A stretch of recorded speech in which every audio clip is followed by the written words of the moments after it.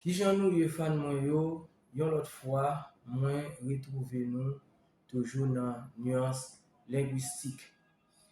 Pendant na pali de nuans lingwistik, jodi an ap mayen kelke mot ki an rapor direk avek lingwistik. Se plizye mot, nap site yo pou nou, e pi apre sa nap prezante nuans yo. Nap we lang, nap we langaj, nap we idiom, nap we patwa, nap we argot, nap we dialect, e nap we jargon. Lang lan se yon sistem de sign ki vokal ou bien grafik partikulye a yon ensemble d'individu ki permet yo ka komunike entre yo. E lang lan li toujou genyen yon aspect ofisyel. Par exemple, nou ka pran fransè, nou ka pran kriol, nou ka pran anglè. Sa yo, se lang. Langaj la li men, se kapasite ke yon moun genyen pou l'utilize lang nan pou l'pale. Le sa, yo pale de langaj. Se sa k fe, le moun nan pa ka utilize lang nan de manya kler, yo gen wadi intel bon problem langaj, li pa pale kler. E dialek la li. Dialek la, li men li se yon parti de yon lang. Le plus souvent, yo konsidere kom provincial. Sa vle di, yo kapab utilize nan yon provins. Nan peyi ki divize en departement, ou gen do a we, li utilize nan yon departement par exemple. Peut-être 2 départements. En Haïti particulièrement, nou genyen yon kriol ki yo utilize nan nord.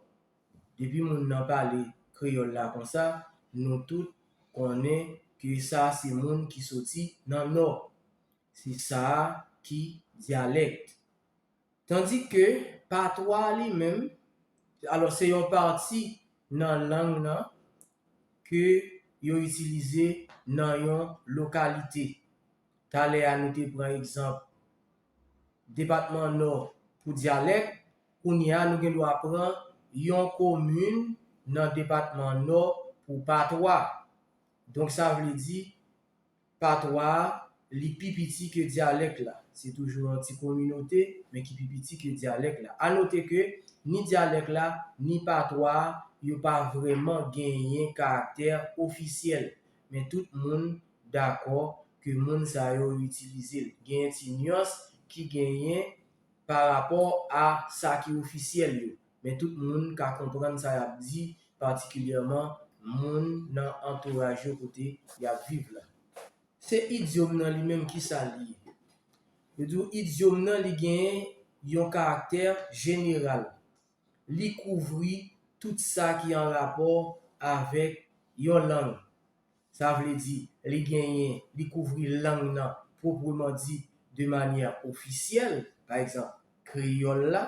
Li kouvri dialect ki fe parti de lang nan, nou te pran exemple, moun ki nan Departement Nord, e li kouvri patwa, li menm tou ki gen doa, nan menm Departement Nord, yon commune gen doa utilize patwa.